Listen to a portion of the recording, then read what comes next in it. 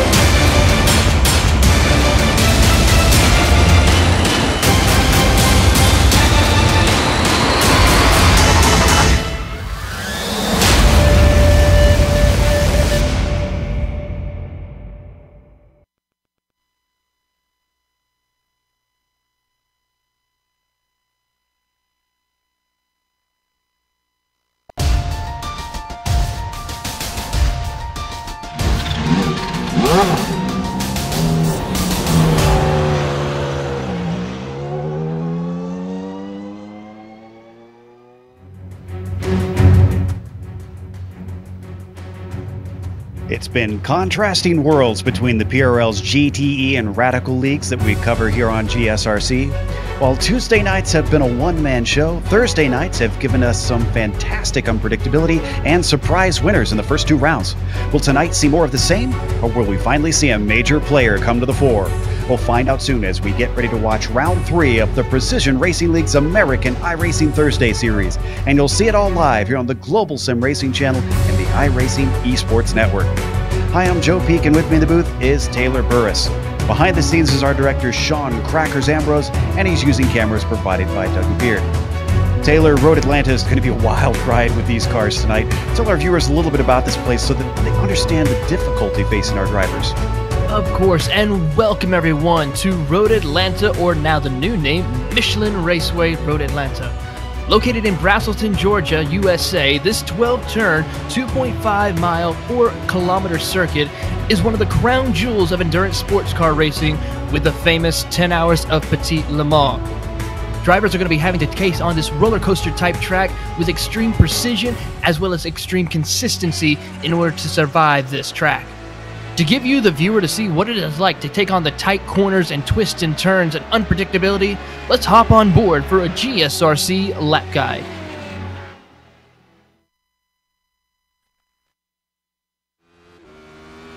All right, we've got Stefan Schlacker in the GSRC Radical, so let's do a lap around Road Atlanta. Down into turn 1, most tracks offer good passing at the first corner, but not this one. It's fast, and having any sort of off is likely to end in damage. But you're quickly climbing up a steep hill, and at the blind crest is turn 3. This is one of the most difficult corner entries in racing, so expect a lot of unforced errors from drivers through here. The track then immediately flows into the S's, where it's flat out in the Radical. But at the end of it is turn 5, where you get a lot of compression on the way in, and then no grip on the way out. This is by far the spot you'll most often see races ended. You finally get a short break before turn 6, which, even though you might sometimes see passes into it, the car carries far more speed than you'd expect with its banking. It also takes you directly into 7, which is the most important corner of the lap. With it being low speed, finding grip will be difficult, but critical because of the long backstretch that follows it. Get a bad run onto here and expect to get swallowed up by anybody close behind. The draft will also bring about a number of battles, and drivers are going to be hungry to get by. This is all helped by the heavy braking into the final chicane, where anyone side by side will have to play a game of chicken. And yet, the fight's usually not over as you come out of it, because you'll often see drivers use a switchback to carry their speed and retake the position up and over the hill. But as you round the final corner, you've now hopefully finished a lap around Road Atlanta.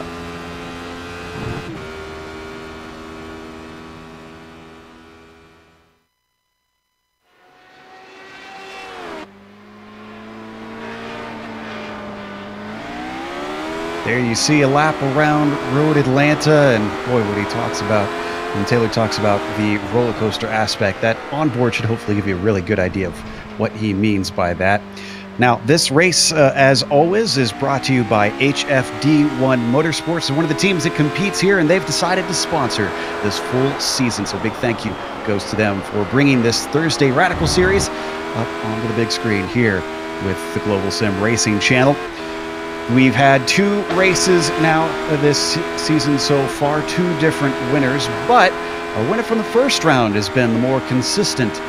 So, of course, we still have Curlin Andrew as our leader in the points. Mark Feil, though, has been pretty consistent himself, even though he hasn't had a win. So that jumps him up 3 positions and only 9 points away from Curlin Andrew as well. Michael Overbay, who won last round, 14 positions up. Look at that.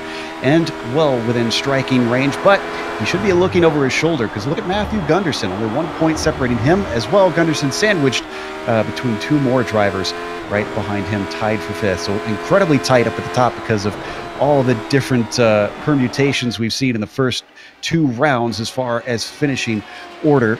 What about the team championship? Has it done similar for that, Taylor? In fact, it's even more tighter than the Drivers' Championship. Right now, on the top of the leaderboard is going to be Banana Split Racing with Andrews and Duchesne, but only by 1 point over Fraley's Auto Body Race Team. The Cash for Crash team is only 7 points behind in the 3rd position, followed by BO Racing, with the Overbay team doing an excellent job gaining 4 positions in the last round. And then rounding out your top 5 is the HFD1 Motorsport team, who lost several positions after that last race at Tsukuba. Of course, if you've never watched this series before, hopefully the onboards that we've been getting don't sway your opinion too much. We've seen a number of drivers have offs here in qualifying. We'll get to that in a second, because first we want to give you the race details of what you're about to watch. As we mentioned, we are in round 3. And of course, they have a couple drop weeks to worry about here in the series. If we could bring that graphic up, there we go. The setups are open on these cars. That'll be very important around this track where they've got long straights and a lot of twisty bits as well. So you got to find that good compromise. They have restricted the fuel for this Radical car. So that means that you can expect 1 scheduled pit stop for fuel for them in the 45-minute race. They also have an incident cap at 24 incidents. You will be disqualified, and there is no spare car waiting for you. So if you have damage at any point during the race, your only recourse is to go in and get repairs. Hopefully that happens before your pit stop and not after, or else you're coming in extra unscheduled time. And as you saw just a bit ago, if you enjoy this, definitely subscribe to the iRacing Esports Network. They obviously have brought us on here, not just in the GTEs for PRL, but now in the Radicals too, which I have greatly enjoyed. They have all kinds of racing as well, not just the PRL series, but the World Championship series. And on GSRC, we present you a number of vintage series here. So make sure and hit that big red subscribe button so that you don't miss a moment on GSRC. Qualifying, as I mentioned, already taking place. As we look at that, Jefferson Padavani currently leads the top. Michael Overbay is sitting in 2nd in qualifying. But where is Kenny Duval? Duval's well down there. So he's got a little bit of work to do, but he's got a number of minutes left here, Taylor. So I think we've got time before we could see him up at the 4. In the meantime, why don't you tell us about the keys to the race and what will help him hopefully get to a win finally after 2 poles. Yes, indeed. One of the biggest things here for the PRL Radical Series is going to be that start. We've seen for the past 2 weeks the pole sitter having terrible starts, so making sure that you are able to get the car going when the green lights show is going to be a major key to getting up towards the front, staying in the lead, or for some of those drivers even taking the lead, as we saw last week. Another thing is watch out for the curbs. These curbs are very treacherous, especially coming out of the S's when you're coming up on that major uphill climb. You got to be so careful with that, because that is very difficult and very easy to lose the car through that section of the track. And then, of course, also making sure you have your car set up for this long and difficult part. You're going uphill, downhill, of course, making right and left corners. So you got to have that perfect balance in order to maintain that proper speed and proper stability in order to survive this track. I mean, Joe, this track is just by far one of the most difficult, but yet one of the most favorite tracks here on the iRacing service. Padovani, we see on screen, our current pole sitter, has come across for another lap. His last one was the fastest at a 15.5. This time across, it does not count. Must have had an off somewhere. A couple spots where that's easy to do. He's being trailed directly by the car in second. And I say that, I mean physically, literally being trailed by him right now. Overbay, who is 2/10 behind, car in front of them having a little bit of off. That's Ronald McManus, unfortunately finding the wall. But Overbay has got some work to do. He's got Kip Stevens less than 10th back from him, actually barely 100th behind him in qualifying at the moment. So Stevens could yet topple him. And his last lap not going to do that for Kip Stevens as he crosses the line and does not go faster.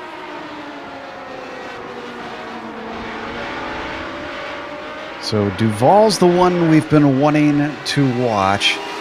And Kenny Duval, this has just really been the story of his first two races of the season, squandering fantastic qualifying and actually causing a few problems in the process, especially for himself in the second race where he wound up actually getting into some trouble and wrecked out early on. Michael Overbay is going to complete this next lap. He's been bumped down to third because Enzo Musalia just took first place. As Overbay crosses the line, he does not go any faster. He stays about 2/10 back from Padovani and half a second back from Enzo.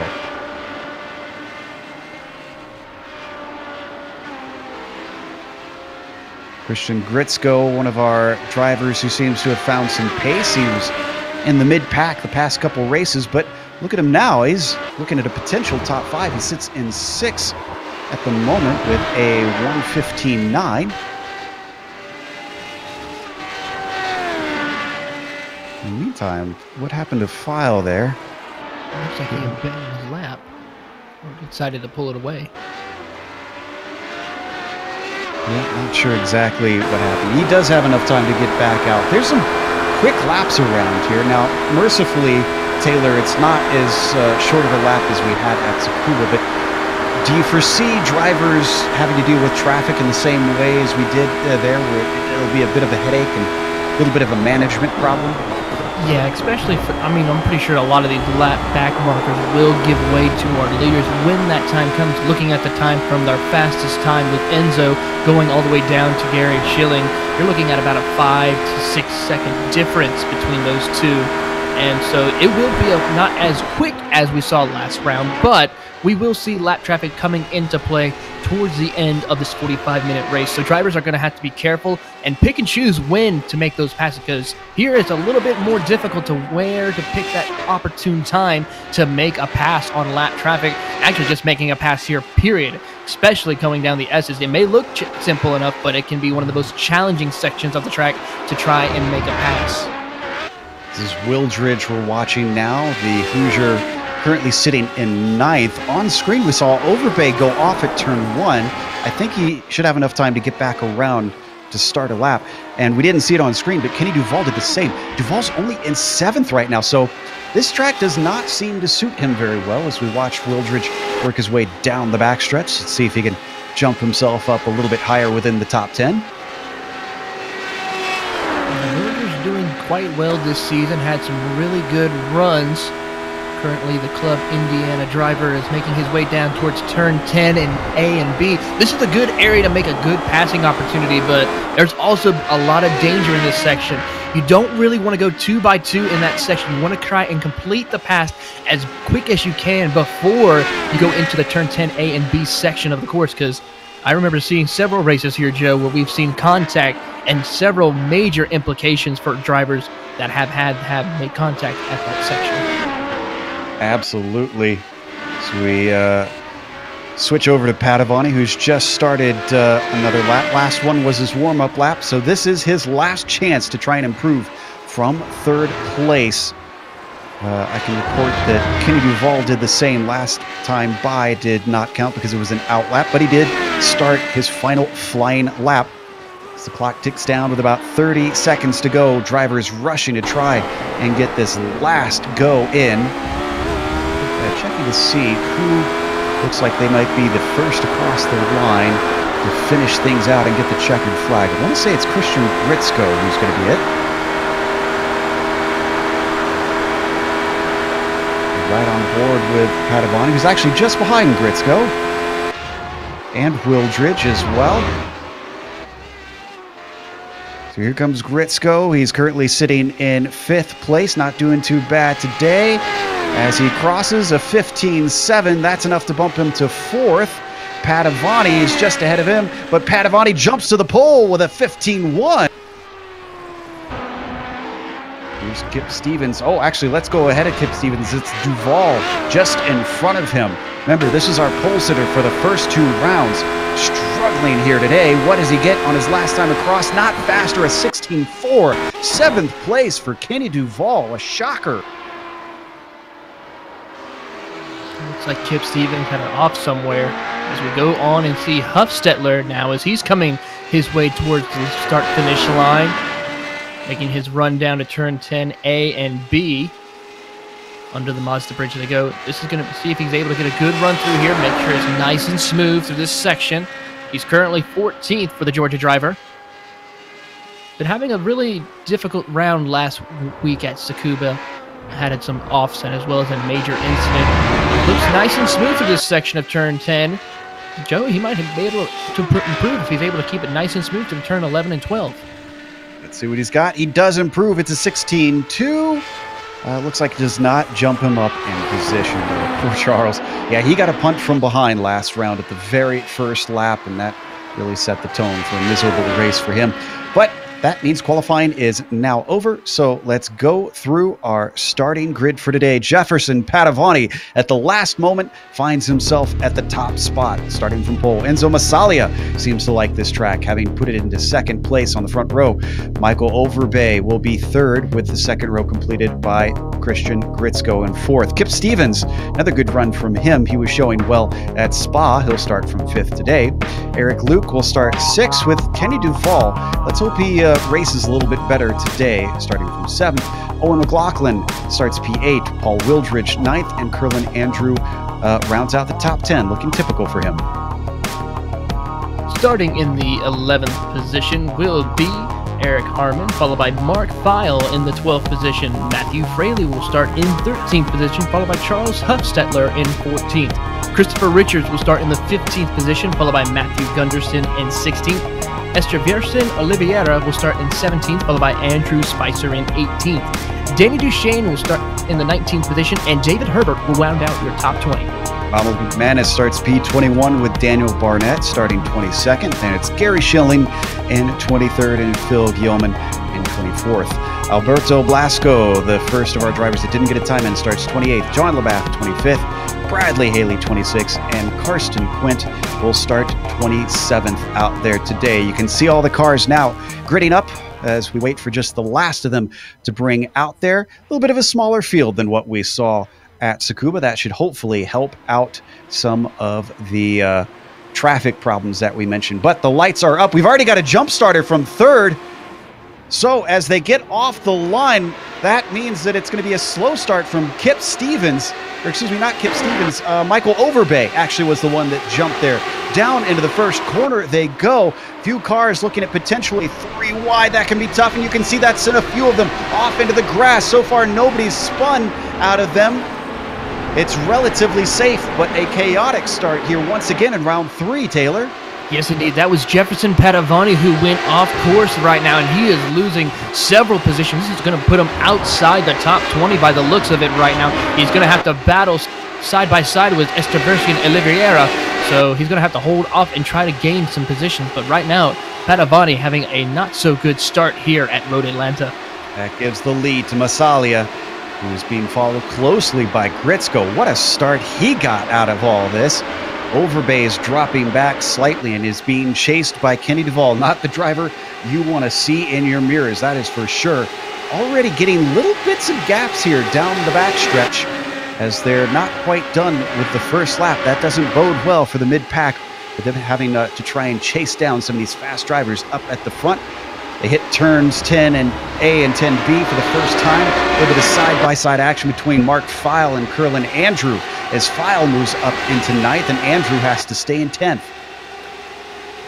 Overbay's coming down pit road to serve that penalty on that jump start, but right in front, Gritsko's going to take the lead now over Enzo. Put Gritsko up towards the top as we see Kenny Duvall closing in for the battle for P2. Wow, whatever Duvall couldn't get to out of qualifying. Oh, and Fraley seems to have had a problem. So does Eric Luke. Let's see what happened to Fraley here. Whew. A lot of action happening in the opening moments. And Fraley's got a hard hit. We came on just after turn 1, it looks like there. See if we can figure out what... Oh, he got some help. And, you know, that looks like it was Luke that got him. Yeah, that is a lot of contact to the front nose of that Radical. So as we go to the battle for P2, it is really heating up as we see Kenny Duvall is going side by side with Masilia down towards the run, towards turn 10. Let's see if Kenny's going to make a chance. He does. Looks like he's going to complete the pass, but he's going to try to go for Gritsko now. Gets to the right bumper of Gritsko, but Enzo is coming back up onto Duvall for that second position. And right behind them in the 4th position, we see Kip Stevens looking off. We got ourselves about a 5-car train for the lead position here, Joe. This almost looks like Kenny spent more time focusing on his race setup than his qualifying. The way it's reversed fortunes for him. He's made very easy work out of most of the top 10. Already looking at the lead, as you talked about. They do have a bit of a train of cars behind him, though. Masali is still in 3rd. Kip Stevens runs 4th. And Walker Wildridge is 5th. But back in 6th, we got side-by-side action coming together, and another car plows into them. That is Mark Feil. And Charles Huffstetler gets turned around, as well as, who was the yellow car? Andrew. Oh, no.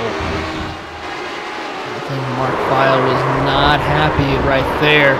This is going down to the S is something you do not want to really do. And as we see Andrews making contact right there with Mark Feil, and it's also getting Huffstetler. So Huffstetler again getting involved with someone else's incidents for him. Not a good start.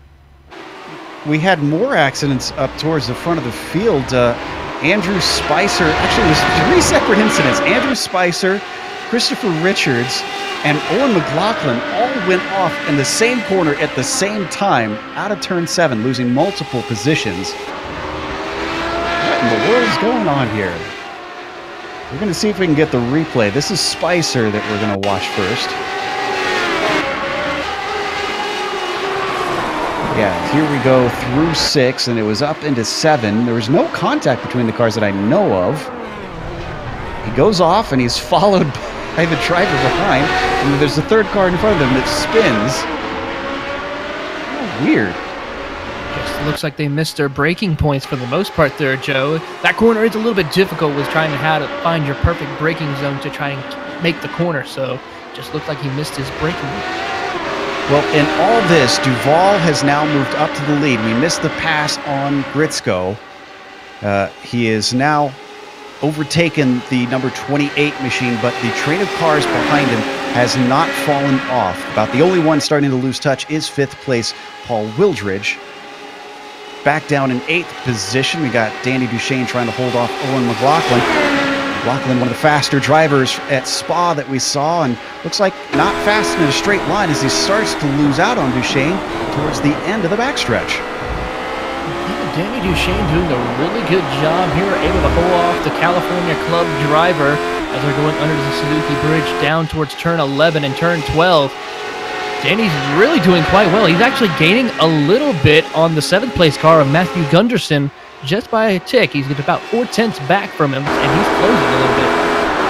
I'd say he's done good. He qualified in 19th, and he's sitting in 8th position. So Danny obviously handed a few of these by other cars running into trouble, but you take what you can get in racing. as we ride on board with Gunderson looking back at that yellow machine. Very similarly painted, with him being teammates to Curlin Andrews, who was our points leader. I don't think he's going to exit today's race as the points leader, though. Duchesne now a little bit under threat from McLaughlin behind, who gains on him through the first half of the lap. Let's see if we see the same thing, if this is going to be another case of just not enough top end on McLaughlin. I wonder if they got different setups here, Taylor. It might be. He might have it set up to where he's a little bit better on the straightaways, and then McLaughlin might have it a little bit better set for him in the corners. And that's something that a lot of drivers need to figure out, especially at a track like Road Atlanta. It's got those long straightaways, but yet it also has a lot of twists and turns. So you need to kind of figure out what is best for you. Do you want to be fast in the corners, or do you want to be fast on the straightaways? So drivers have to really pick and choose on how they do it. It's very hard to find that perfect medium where you have it set up for both. Another of the top group has fallen afoul of their own mistakes. Enzo Massalia, you might notice, is now missing from the top 4. He's slipped back to 5th out of the 3rd place. He spun coming out of the chicane. So he has got a lot of work to do to try to run them down. And that's not going to be easy, because up at the top of the screen I saw a flash of purple. Taylor Duval set the fastest lap once again. Oh, and now Overbay's taking it back. Yeah, Overbay's on a little bit of a redemption run right now, especially after that jump start penalty, and that's a way to do it. Set the fastest lap. As we look at him right now, he's making his run down through the S's. Still a long way to go right now. He's about 34 seconds back from the leader, but closing in on the 19th position. Now, I believe we have the incident with Padavani on replay, so there's we just saw Overbay overtake another car of McManus. Let's take a glance backwards in time. This is as they're waiting for the green to get going. This is Eric Luke, actually, that we're looking at. There's Padavani. Was it another bad start? Yeah, it just looks like, man, the pole is just cursed in this series, Taylor. It seems like you do not want to be on pole position, but as you see it goes through turn 1, just gets a little bit loose through that corner and then sends it off. And then you see also another driver go off. I believe that was Eric Luke as well, but he was able to get back on the track quicker compared to Padavani. And there he goes, just losing several positions. He does do the sport and go into the escape road to prevent any other serious incidents. That probably gave him a harsh slowdown, though, with being on the first lap, so that probably added to his woes. You can see he's still in 22nd. He's actually doing worse than Michael Overbay. Actually, did he come in? I'm seeing him having come in for a stop, so I wonder if he had some sort of damage from that. Yes, he did make one pit stop by the looks of it of our telemetry, but he's 2 laps down. It's going to be a tough battle for him tonight. Back to Danny Duchesne. He's not just got McLaughlin to deal with. Charles Huffstetler, currently sitting in the 10th spot, having climbed about 4 from his grid position, is now stuck behind these 2 machines. They come down to complete another lap. We're only 10 minutes into this race. Oh, and Massalia's in the pits. Why is Massalia in the pits? This is way too early, I believe, to be within the pit window, unless it's similar to Tsukuba last week. He's got a little bit of damage on the left front of the car. Yeah, there is a little bit of damage on that nose of the car. Might be coming in to get a little bit repairs and also maybe try that fuel strategy. Remember, we saw last week, we saw drivers go the full distance without stopping on a tank with a tank of fuel. So maybe just a little bit of early fuel strategy for Enzo as he's coming out, but he's still got a lot of ground to make up as he's going to be dropped inside at least 19th position. You know what? We had missed, he had actually made contact with Gritsko before his initial spin in the chicane, and that sent Gritsko backwards. I just looked back myself. This is a long time ago, so I doubt we can get a replay. And that's why Gritsko is now in 4th place, which we had missed. But it must have caused enough damage, I'm guessing, that he had to get repairs as we watch Duchesne in his battle continuing on, looking for 7th place, but can't quite get it away from Gunderson. Excuse me, trying to get 6th place away from Gunderson as they come up over the hill. Huffstetler managed to get by Eric Luke in that. The driver he was battling, Owen McLaughlin, he's dropped several positions right now. He's in 11th position. He was right behind Danny Duchesne for the 8th position, but Charles Huffstetler now going to try to take a peek to the inside, now to the outside, as they're making the run up towards the S's, turns 4 and 5. That's just such an iconic corner right there, Joe. I mean, you cannot miss that part of the track when watching a race here at Road Atlanta. I love it. It's one of my favorites. It's so difficult and challenging, but it feels so good when you get it right. So we now ride on board with the likes of Huffstetler, closely following the gearbox of Danny Duchesne. They hit turn 7. Huffstetler way off the apex, but he somehow carries the speed, and this sets himself up great for the draft down the backstretch. Indeed, utilizing that slipstream, gets right to the back bumper. He's going to try to take a peek to the inside as he goes, as they make the run down towards turn 10. He's going to try to stay side by side with Duchesne and try to complete the pass and outbreak him into turn 10 as they make the run downhill towards turn 10. I think he might complete it before they get in. He does. Now he's got his eyes set on Matthew Gunderson for the 6th position. That 416 Radical is on a rails right now. And I think there was contact between Duchesne and Huffstetler. Can we get a replay on board Duchesne from that? Because he roughed him up a bit. He almost shoved him off course. See what the onboard shows. From my angle, oh, yeah. Elbows out, Taylor. Yes, indeed. Don't see that really in sports car racing, but here we see it quite often here in the PRL. These drivers are really competitive, really want to fight each other, but at least try to be as respectable as possible. A little bit of a nudge, try to move on down the road for Huffstetler. As we come back live, the battle has not gone away. Gunderson still leads Huffstetler, but Duchesne is more looking behind than ahead. It's not just Eric Luke challenging him. John LaBath has joined the fray. This all is essentially a fight for 6th place, going back down to 10th position between these 4 cars. They break for the chicane once again. Huffstetler not quite close enough to make an attack. Let's see if he can get the run off the corner, though. He's trying. He's hugging the curbs as best he can. He's trying to get that little extra grip, but so far not able to close the gap onto Gunderson through out of turn 12 on the front straightaway. Of course, here the short start finish line comes. We got to go to Kenny Duval. Sorry, Kenny Duval just cut. No, he made a mistake. He spun out. He had a 7-second lead, and he's thrown it away coming through turn 3. Let's look at the replay. It's shades of Spa all over again. Looking at it right now, it looks like he clipped a little bit too much of that curb that sent the car spinning off.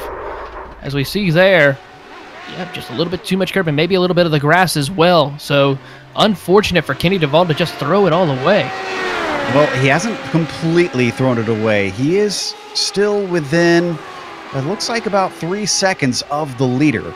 And he has been the fastest car out on track, so he could still yet regain this. But our Wildridge is now our leader. Kip Stevens finds himself promoted to 2nd place. We're hitting about 30 minutes to go. I believe the pit window should be opening up as we jump back to the battle for 6. Gunderson's been overtaken by Huffstetler. A replay of that. That looked like it's been a good battle between these two. We'll go on and watch the replay. Like it happened at the end of the backstretch. Yeah, here we are on the replay. Just got himself a good run. Looks to the inside. And textbook out-braking maneuver. Nice job by Charles. Yeah, this is the redemption race that he needs to have. And, of course, this is a home track for him for the Club Georgia driver. Doing a really good job for the home crowd here tonight at Road Atlanta. Currently a little bit still early in the morning here in the virtual world, only 10 a.m. Oh, and Eric Luke finds himself from going from a good run down to 19th. We got the replay. Oh, turn 5 takes another, Taylor. Oh, yes, indeed, as he's coming out towards turn 5. Just a little bit too loose on the car. This is, especially with that big curbing right there when you're coming off of turn 5, it's just so easy to lose control of the car. We come back live. Kip Stevens still running in second. Suddenly finds himself having to deal with the number 63 of Kenny Duval. For the second time this race, he has rocked up to the back of the number 15. He's got about a second more to go, but honestly, even if he was about 3 seconds behind, I'd be sweating if I saw Duval in my mirrors. Kenny Duval pitting in early. It's a little bit unlike what we saw last week, where he didn't even make a pit stop at Tsukube. Yeah, it could be that maybe that slight touch that he got on the backstretch caused him a little damage. Let's see if he gets out in a normal amount of time. Yeah, it's not a terribly long pit stop for him, so I guess there wasn't any damage. Maybe just trying something different.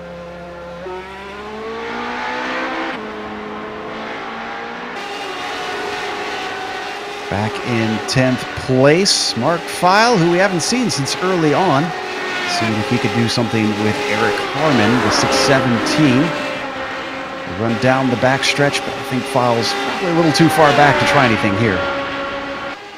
Yeah, he's not within the slipstream to close that gap right now on Harmon. But he might be able to have an opportunity off corner exit if he gets a better run off of turn 10. And it looks like Harmon's going to be able to hold them off through this section. No problem at all. They're going to be single file for this section of turn 12. Back to the start-finish line again. Complete another lap. 27 minutes left to go. And don't blink, because Michael Overbay is starting to gain on them. We've seen he's been one of the faster drivers. As we go to him, we might actually want to go to Kenny Duval for the second time this race. He's had another spin, this time in turn 5.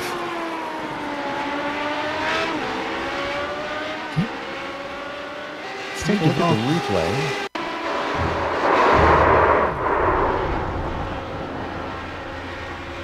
We're going to look at it one more time. It looks like the rear of the car just comes around mid-corner. Yeah, looking at it right there, it seems like he's just going to lose it. I forgot a little bit too much curb, possibly, by the looks of the car. Thankfully, he doesn't make any contact with any of the barriers and is able to continue on, but poor Kenny cannot seem to catch a break. Either it'd be a bad start or a spin. Kenny's just bound to gonna have to win one of these races this season. You would think so, but he's got some things to sort out. He's now down in 4th spot. In fact, he's not too far ahead of this battle for 6th place. Huffstetler and Gunderson still going at it. Oh, as Charles throws it away in turn 3, tries to pull back onto the course as safely as possible, but the positions just slip through his fingers. The number 416 goes from fighting for 6th down to 11th. He's got to get right in the battle. As we look at the replay, there they're going through turn 1 nice and smooth through there, no problem at all. Turn 2, the same thing, but turn 3, that little bit blind corner, gets it, throws it in there, a little bit too much braking, late on the brakes, and spins it right out. Terrible, unfortunate things for the Georgia Club driver. I'm a bit surprised at the drivers we're seeing struggling so hard. I know this is a tough track, but it's relatively good conditions, it seems. 84 isn't terribly hot, is it, Taylor? No, it's not really, as we got a little bit of a battle going on for P3. This is between Christian Gritzko and Kenny Duval. Looks like Kenny was able to make up one spot there. I think he got by down the backstretch. So easy slipstream move and outbraked him into the final chicane. He's got about 6.5 seconds up to Kip Stevens now. And Stevens, we should point out, has not fallen off of Paul Wildridge. I mean, we haven't really covered this, but Wildridge does have something to worry about other than Kenny Duval trying to get back on him. I think Kip Stevens is a serious threat for this win. Yeah, well, we saw last time at the first round at Spa, Kip Stevens had a very good balanced car and a fast car as well. Almost took home the victory at Spa, and it seems like here he's got the same possible chance as they're going down into turn 10. Gets a nice smooth line through there, hits the curve at the right times, and gets corner off beautifully. And closing in, he's gained about 2/10 compared to the last time, and closing It's now almost under 0.6 of a second right now to Paul Wildridge. Obviously putting the pressure on as he closes. If you were Kip Stevens, would you maybe try to pit at this point? Get out of the wake of the car ahead, see if you can out-strategize him instead of out-racing? That is one of the big things to do, is try to do the exact opposite of what the leader is doing to try to take the lead. So we'll just have to wait and see what Kip Stevens does. As Grisco's off, as well as Kenny Duval by the looks of it. Oh, no. And this one was in turn 3.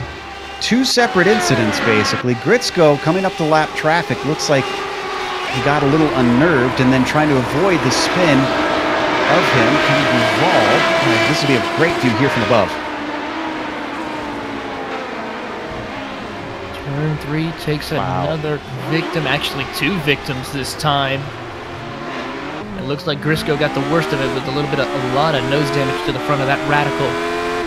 Yeah, Duval managed to keep it out of the wall for the 3rd time, I believe it is. I think Duval's now had 3 spins and hasn't hit the wall in any of them as he's trying to fend off Gritsko. But looks like Christian isn't really going to make a serious attempt. He's just going to stay within the wake of Kenny Duval as they come through the chicane. So that is now Duval and and did Duval get a slowdown there? He might have. Yeah, I think he did. Yeah, I went back and looked at it, and I think he went way too far inside the first apex there. And this is bringing in the 5th plate. P6 heating up between Gunderson and Harmon. These two have been going at it right now. It's down to 0.3 of a second. Harmon's got a little bit of a gap right now as they're going through turns 2 and 3. And right behind them, Mark Feil as well is closing in on this battle. So we got ourselves a 3-car battle for the 6th position here, Joe. To come up through turn 5. Wow, Harmon look a lot more solid through there than Gunderson or Feil as they drop off the back of him. Down to turn 6. Feil takes a peek to the inside, but not a serious go at it. This might be the better corner for it anyways. Coming through turn 7, once again, Gunderson wide at the apex there, but somehow carries his speed down the back stretch. Feil is still going to be within the slipstream. Can he close enough to try and outbrake him into the chicane? He's getting ever closer, but at 0.3 back, I don't think that's going to do it. No, not this time around. He's going to try again, though. Maybe try going into turn 1, see if he can get a little bit closer. Coming out of turn 11 and 12. Gets closer to the back bumper of that Radical. Here they go down towards the start-finish line. I think Gunderson had a little bit of a better run that time. Mark Feil has to catch up now as they go into turn 1. Almost look like the wake of the car ahead is making it difficult for him again. Down to 20 minutes left to go. We are well past halfway in today's race. The top 10 have seen their fair share of errors. In fact, many of them are no longer in the top 10 because of it. Up at the top, we got a battle for the lead as Kip Stevens has got to run down the backstretch. He looks to the inside, but he backs out of it curiously. Paul Wildridge holds on for now. It's a lapped car behind him. That's Charles Huffstetler, who got the car going once again and has had his pit stop. Wow, last I looked at Stevens not more than 30 seconds before we switched over to them, and he was a whole second behind. I wonder if there was a mistake from Paul somewhere that we missed. Could have been a small mistake or a small slowdown, possibly, but a really good job by Kip Stevens, of course, being smart. As that battle for P3 still going on between Gritsko and Kenny Duval down into turn 1. You see the flames popping out of the exhaust pipe of Kenny Duval's Radical on our onboard camera. Gritsko looking, peeking to see if he can maybe close that gap down the S as they go. You got to be a little bit careful this time because they've had a lot of problems going through this section of the track, Joe. I certainly have. This one looks a little bit smoother between both of them. I'm impressed with Gritsko. It could be that Duval is struggling with something. We don't know. Whatever the case is, the number 28 has been hassling him for a number of laps now and has certainly not dropped away. In fact, he's sitting in a great position as they hit the backstretch again. I wonder if he's going to have another go at him. He might utilize a little bit of that slipstream. He may take a peek to the inside, down to turn 10. Down this long straightaway they go. It takes a little bit of time. You're wondering, when is that turn 10 coming? Downhill they go. Gritzko's not taking a peek yet. He's going to just still follow suit. Oh, contact. Turning around, Kenny Duval spins for the 4th time this time. As you said, it does involve contact. Christian Gritzko finds himself glancing off of him. He keeps going, so it must not be too bad. Watch from Gritzko's view. They say loose is fast, Taylor, but I think Duval has taken that to too much of a, too extreme.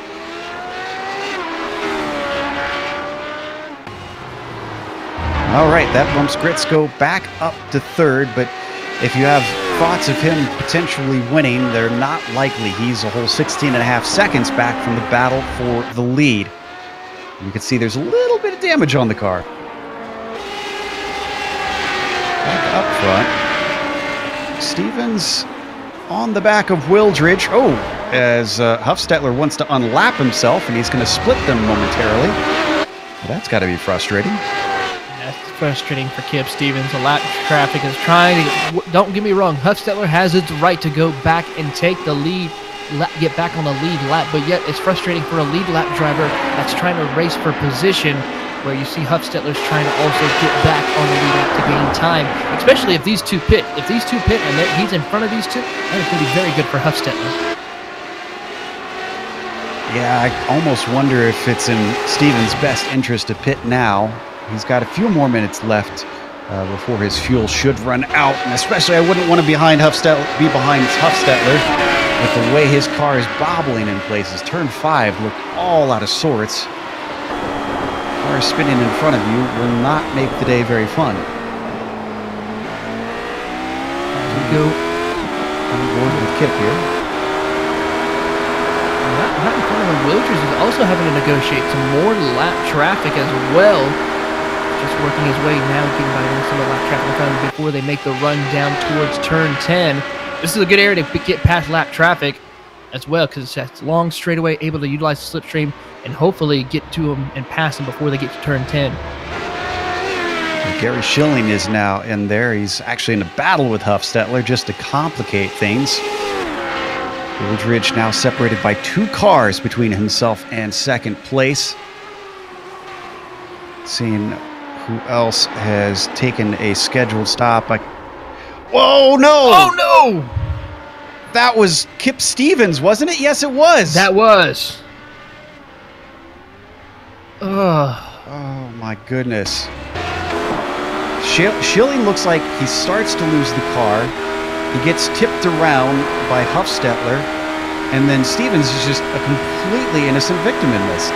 Nowhere to go for Kip Stevens. We still right on board. This is going into turn 1. As we see there, Schilling get loose, makes the contact with Huffstetler, and boom, Kip Stevens nowhere to go. That's a lot of damage to the nose of that Radical. Let's see if he's able to maybe try and get it back to pit road without a tow. Nope, I think he's already taken a tow. He's already in there. How many drivers have we now seen basically run into other people's spins? It seems like it's almost a minefield out there. I'd be giving a wide berth to cars ahead. Yeah. There's a 2 cars coming in. Yeah. Looks like Christopher Richards takes his stop. Kip Stevens, of course, not in for a scheduled pit stop. This promotes Christian Gritzko up to 2nd. Leaves Paul Wildridge without much to sweat about. Could probably back off his pace if that helped him get to the end solidly. I said it'd be unlikely if Gritzko wins, but you know, at this point, I wouldn't put anything past anybody. Yeah, don't count anything out. We could see anything happen in the next 14 minutes, but this could be a good opportunity for Paul Wildridge to go ahead and make that pit stop if he decides to do that this time by. I mean, he's got a 17-second lead as Overbay is coming down again pit road. This is going to be his 2nd pit stop. Well, the first one was a penalty, remember? Right. So he's following the likes of Huffstetler, who gets into his stall. think, Overbay might be looking at a top 10 here. This will be an incredible comeback if that's the case. Yeah, Owen McLaughlin is still coming around the final corner. And where's Overbay now? He's coming out. A top 10 is very much doable because he's actually going to be in 9th when he comes back out. Incredible. Oh, and Mark Feil, another one of our top runners. Mark Feil gets spun around all on his own through turn 7.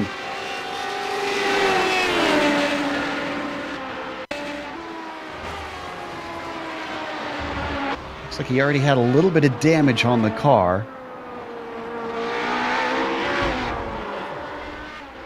Just loses a car coming out of turns 8, 7, and 8. Unfortunate for him. Don't think he lost a position. He's still in 5th, and he's pitting in now. So does Esteverson Oliveira, who we haven't hardly mentioned all race. He's pitting from 4th. Don't need to go to it. I can report that Christopher Richards had a spin all on his own. He gets the car going again. Currently, right now, at the moment, it is Enzo Massalia who is our highest pitter. And then, of course, John LaBaff as well, that number 911 Radical, doing a really good job as well. The Carolina Club driver.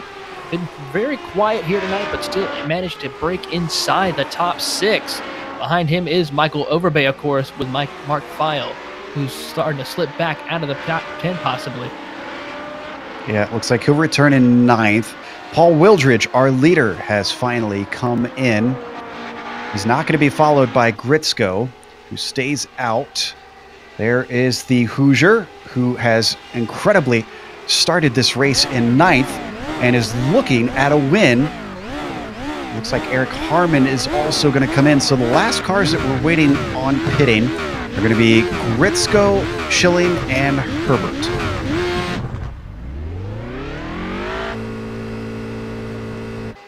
So Enzo Massalia. Now, Enzo was one of our early stoppers 17 laps ago. I'm curious to see if he'll be able to get to the end. Wildridge has come in and out. Harmon, who is in his stall right now, takes his scheduled stop. This promotes Massalia up to 3rd position and LaBaff up to 4th.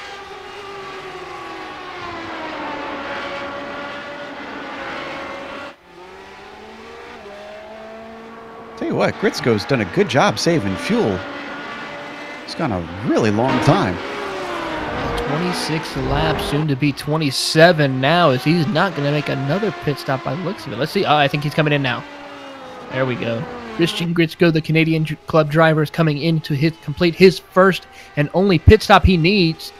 Making sure he does not speed down there, hits the pit limiter, comes down pit road. Currently about a 21-second lead over Paul Wildridge. As he's coming over the hill under the Suzuki Bridge towards turn 11 and 12, he's going to easily take the lead back from Christian Gritzko. Bad news for Matthew Gunderson fans. He is now down to 10th place, had an accident in turn 3, hit the wall. He got it going once again. Don't need to get a replay of that as he had to limp the car back to the pavement. There you see the number 33 right now. Let's see, where is Gritzko going to come back out? I think 2nd place should easily be done, although it's not with a huge margin for error. The 155 is looking about 4 seconds back from Gritzko. Well, with that pit stop, it's back to normal where it was before, about 16 seconds from Paul Wildridge. But, actually 15 seconds now, so he might have gained a second with that pit stop strategy, coming in the lap later than Paul Wildridge, but it's going to be a major incident for Gritzko to get back up to the front.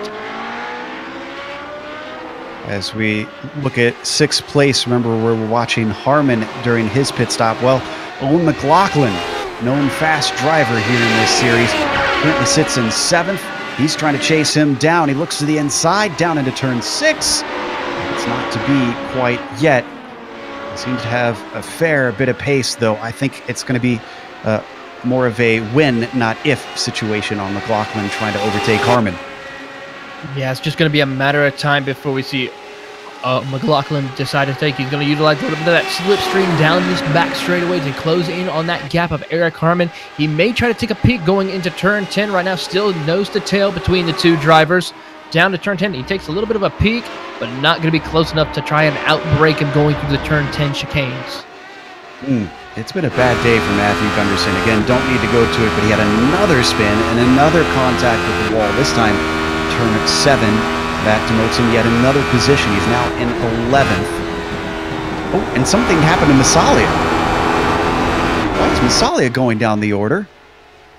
Oh, I think he's hit the wall. Let's take a look at the replay. Looks like it came out of turn 1. Oh, right there. Yeah, just caught it. The rear of the car starts going around, and the right side absolutely pancakes. And that's something that's not going to be easy to repair, especially with how much time is on the clock with 8 minutes left to go. This is not going to be what Masalia wanted. As we see him there, he gets real loose going into turn 1. Turn 1 may seem like an easy corner, but it is very light through that section of the track. You have to be so careful with your throttle input and steering input, otherwise you will end up like we see with Enzo. So we check on third place. Overbay has now caught LaBath. He's gotten past Harmon when we weren't looking. Overbay is sizing up a potential podium here after he took a penalty, after he took a stop and go. Just incredible. This is what I call a comeback of the race today. I mean, as we see another car off, I need to go to that. But Michael Overbay, really great job here today. The Club Ohio driver putting on the drive, I would say probably going to be for the season so far. I mean, jumping the start, having to come down pit road, going all the way to the tail end of the field, and then making this aggressive but yet beautiful run. And he could be possibly, if he can get by John LaBath, a podium finish. I almost wish we had been watching him more, because he's clearly had to make a few overtakes along the way. Now, this has been helped somewhat. Here's an incredible stat for you. There's only 10 cars left on the lead lap out of our 28 starters. And out of all the cars that started, I think we have all of 15 still running, so barely half the field. Meanwhile, we take a look at 5th place, Eric Harmon and Owen McLaughlin. Excuse me, I said it was Overbay that got past Harmon. It was McLaughlin we were watching earlier. Still fighting for that top 5 position with 6 minutes to go. McLaughlin getting late on the brake hit, right? Closing in on the back bumper of Harmon for that 5th position, but it looks like Harmon's going to pull away, though, coming off at turn 10. That 617 car is really putting on a good defensive drive over the 5 of McLaughlin. Coming out of turn 12 down the front straightaway they go. McLaughlin's closing in a little bit more as they go into turn 1, but not close enough to make a passing opportunity. If he goes a little bit off track, he's got to get it back on track now in order to prevent himself from spinning out, but that was a very beautiful job of a save for McLaughlin. Yeah, that could have been so much worse in turn 1. I've seen drivers wind up with a lot more damage from errors like that. It does set him backwards from the likes of Harmon, but only temporarily. Credit to the 617 for withstanding this pressure. We haven't missed a pass for 3rd quite yet. Overbay is still trying to chase down LaBath. As we take a look at that, he's been hovering at about a half second behind the 911. Give it to John LaBath. I mean, he was starting towards the back of the pack, but he worked his way up, and now we see right now Overbay is going to look to the inside into turn 10. He's going to try to outbrake him, and he makes the pass. John LaBath tries to come back on him, but I think it's going to be Overbay to P3. Just stunning the way that Overbay has driven this. LaBath is going to take a look around the outside as a defensive move from the likes of Overbay down into turn 1. Is going to switch it back on the way out. He cuts him off, though. Looks like LaBath is going to have to maybe regroup and try again another time. But yeah, a number of drivers who have had incredible runs forward mentioned LeBaf having started 25th. Granted, LeBaf did not get a qualifying time in. He does get a good run off of turn 5 here. Another defensive move up to turn 6 from Michael Overbay. He's not willing to give up this podium after how hard he's worked, but he's going to have to work harder around the outside. John LeBaf slides it through turn 7, doesn't lose the car. My goodness. That is what we call a power move, ladies and gentlemen. On the outside, but not over yet. Michael Overbay looks to the inside, down the back straightaway, tries to make a slipstream slingshot around John LeBaf and see if he's going to outbreak him down into turn 10 as they go through turn 8 and 9. Down this back straightaway, he's going to be able to complete the pass before they even get to turn 10. Michael Overbay moves back into P3. And LeBaf had to catch the car coming through the second half of the chicane. That loses him some time.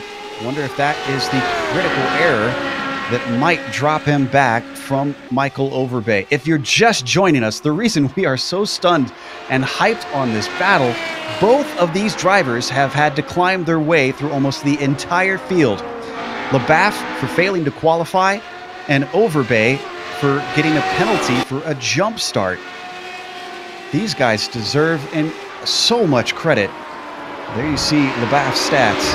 And unfortunately, the downside, even though he's now battling for a podium, as he takes another look down to 6, he's about 30 seconds behind our leader. So neither of these drivers looking likely to take a win. No, but for these drivers, this is almost just as good as a win, especially for these two drivers, as now LeBaf's going to try to utilize the same maneuver that Overbay did to him the previous lap. Try to utilize the slipstream, not able to close enough, though. About 3/10 back from Overbay. Down the back straightaway they go. You see on board, closing in little bit by little bit. He's going to maybe take a peek to the inside into turn 10. No, just follow suit with Overbay and try to get a better run off corner exit of turn 10. As you see, the car gets a little bit loose now and loses a little bit of time to Overbay. It's the second time in the chicane we've seen LeBaf get kind of squirrely. I wonder if he's overdriving that car a little bit through that section. Whatever the case, he's still within reach of Michael. And I think this is going to go all the way down to the wire. They hit turn 3 once again. John LeBaf just stalking the likes of Overbay. You're not missing anything up front. It's a whole 13 seconds between Gritskull and Wildridge. So unless one of them has an accident, those positions are not likely to change. We'll stay with this until our leader comes to the line. That's one thing you gotta be careful when you're battling for position, especially if you're the chaser. You feel so eager to go for that position. You want to push the car to get by, but yet you have to show patience as well and knowing when to make that opportune pass or to wait and see if that driver you're chasing makes a mistake.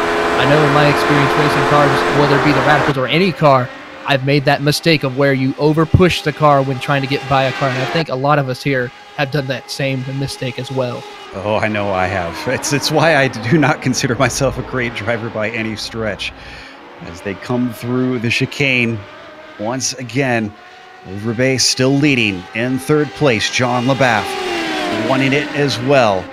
And I'm wondering if LeBaf is even aware that he had that penalty, that Overbay had to come back through.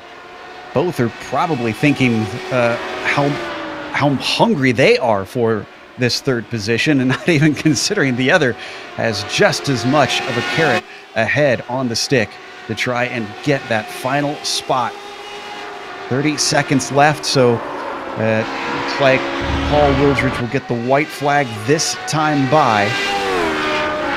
And let's not forget about Wildridge. He's had a really good drive as well. Started in 9th position and was able to get the lead and able to keep the lead after so much of course, our main front runners having very serious issues. So got to give Paul Wildridge a really good round of applause for what he's been able to do. Now, I'll have to check my stats, but wasn't our winner in round 1, Andrew, didn't he qualify in 9th and won the race? I believe it was at least 7th. It was in the Might have been 7th, 7th, yeah. I think you're right. Regardless, man, bizarre circumstances between the first and third race here we're watching the white flag now reach Overbay and LeBaf. The battle starting to close in for 5th as well between Harmon and McLaughlin. Eyes have to be everywhere at this point.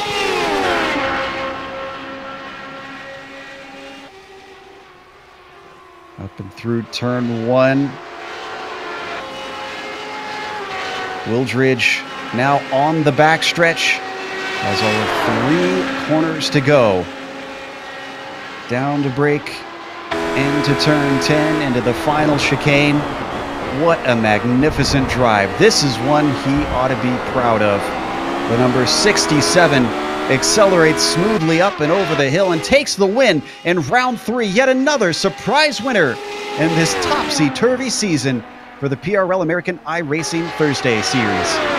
Third place still up for grabs. Gritzko will get second, but Overbay trying to hold off LeBaff. He goes all the way down to the inside, comes back to the racing line, tries to force him the long way around. They almost come together. LeBaff gets elbowed out, but Michael Overbay looks like he's going to be able to take third away with a little bit of force and some hard driving. And unfortunately, it looks like McLaughlin made a mistake as Harmon will take 5th. Not sure what happened to Owen there. They get 6th place, which is no mean feat considering how much trouble drivers have had this race. Mark File, the 777 in 7th, appropriately. And we have very few cars left on the lead lap, as I mentioned before, only 10. Christopher Richards could be the last car to finish there. That's something to be proud of in this series, Taylor. Yes, indeed. Just finishing a race here in this series is always a big plus here, especially with all the carnage we saw here today at Road Atlanta. So a very big congratulations to Christopher Richards for breaking that top 10. The 49 Club Midwest driver doing a really good job keeping out of trouble and not a whole lot of damage, or if not any damage, to the nose or that car of that Radical. And that's going to take us to the break here on the Global Sim Racing channel, but we're going to be back because we have the unofficial results as well as driver interviews waiting for you after you see all the upcoming races here on the GSRC.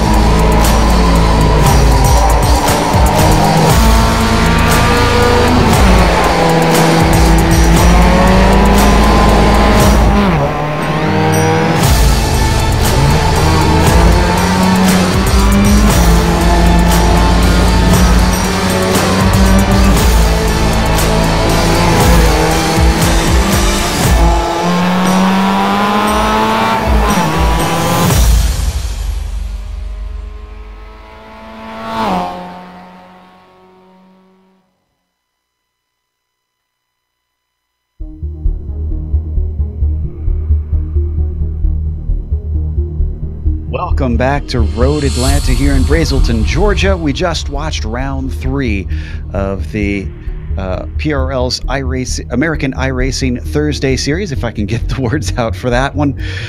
In the end, we had our 3rd unexpected winner in a row, Paul Wildridge, this time winning from all the way back in 9th place.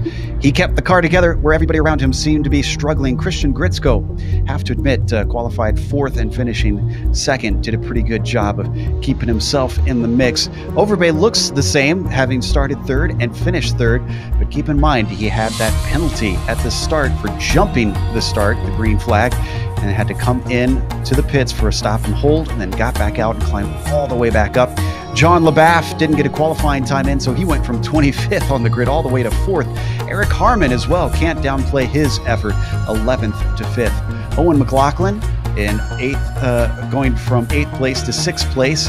And then Mark Feil as well from 12th to 7th. A lot of these drivers making positive results here in this race. Esteverson Oliveira finishes 8th, having started 17th. How about this one? 26th for Bradley Harley, down to 9th. And then Christopher Richards from 15th to 10th. Taylor? Coming home in the 11th position, Kenny Duval, who's had not that best night here today, followed by David Herbert in the 12th position. Jefferson Padavani, another good driver who had a not-so-good finish. He will come home in the 13th position, followed by Daniel Barnett in 14th. Gary Schillings comes home in 15th position, followed by Enzo Masalia in 16th. Matthew Gunderson will come home in 17th position, followed by Ronald McManus in 18th. Kip Steven, another driver who had a rough night here tonight, and Charles Huffstetler will round out your top 20. 21st is going to be Danny Duchesne. He looked like he could have had a great finish, but it was not to be. 22nd went to Andrew Spicer. Then it's Eric Luke in 23rd with Karsten Quint 24th. Curlin Andrew, this is going to be the end of his time at the front of the points, I believe. 25th for him. Matthew Fraley, 26th. Phil Gilman, 27th.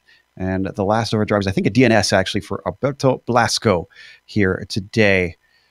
And with that, we have our winner ready to talk to us, Paul Wildridge, who started from 9th place and wound up in 1st. Paul, we were playing up at the start of this broadcast how we had 2 surprise winners in the first 2 unpredictable rounds, and it seems like the trend continues. Yeah, thanks, fellas. It was a little sketchy the first couple laps, but it was really a good race. Now, at what point did you feel like the win is possible here? Did you doubt it all the way to the line, or did you feel pretty confident early on the way through? When I was running P5, I felt maybe there was a chance, but I thought I'd have to get around some people. Had some good racing with Kip. I think he got held up by traffic or something. Just kind of surprised that I took the win. There were some fast guys in front.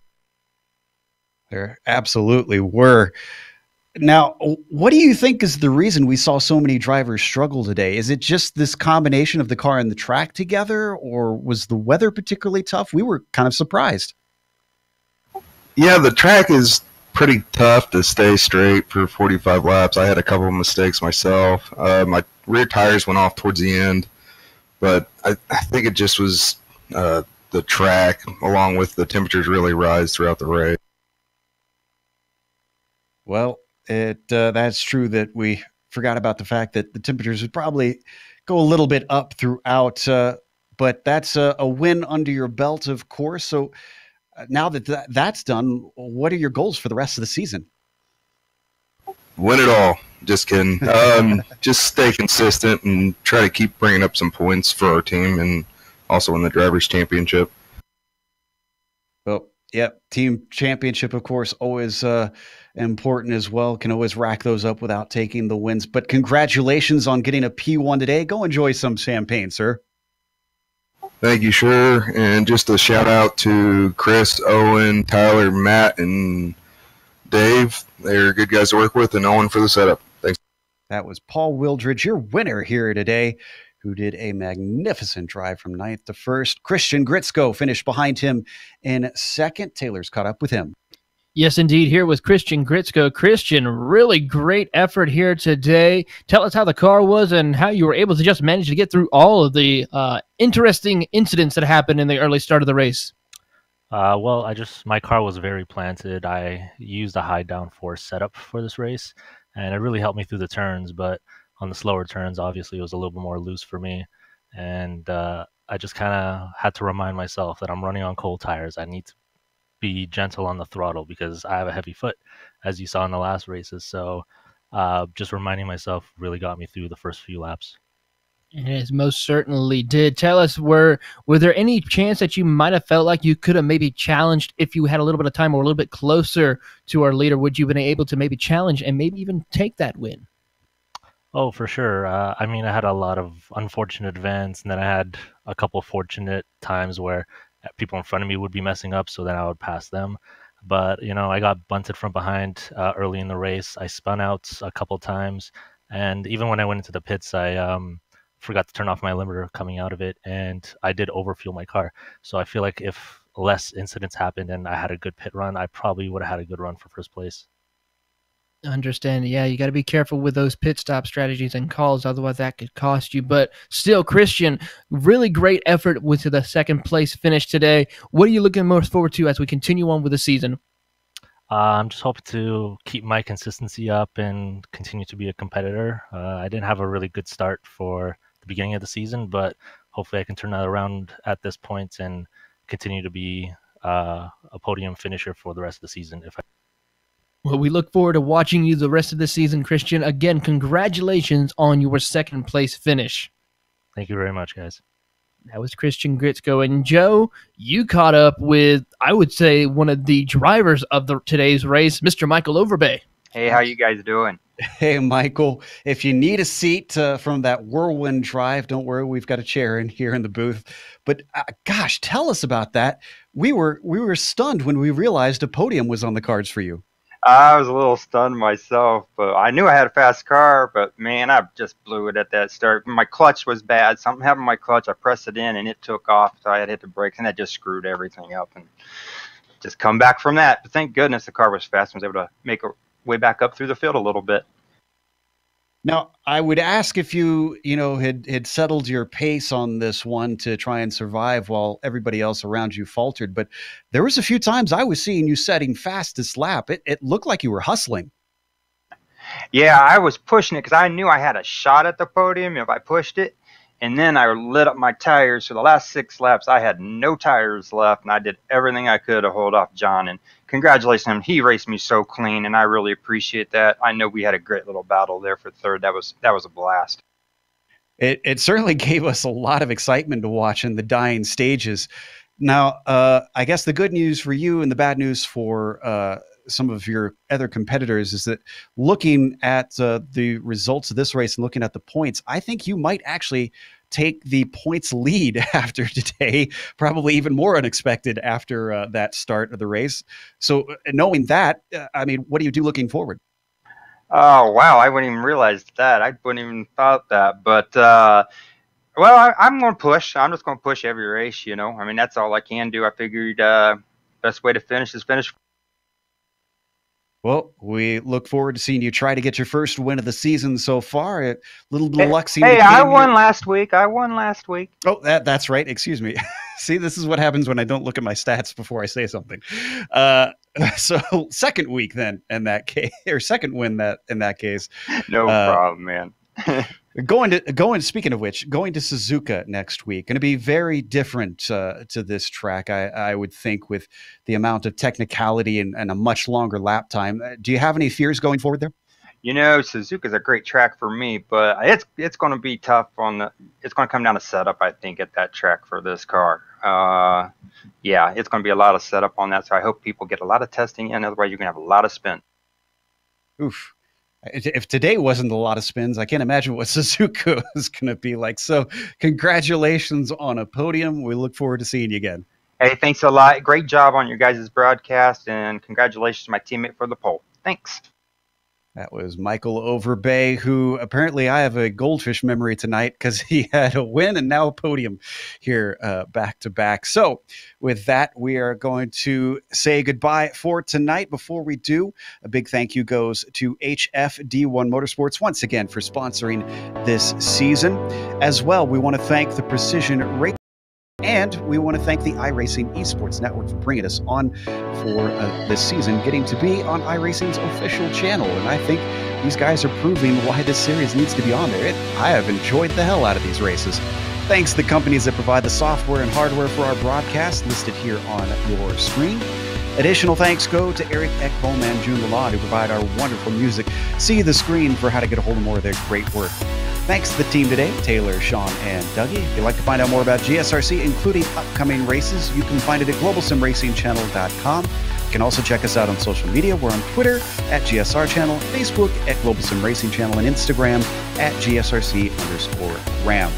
Heading back over to Japan. Boy, it's a good thing they don't have to take a plane for these.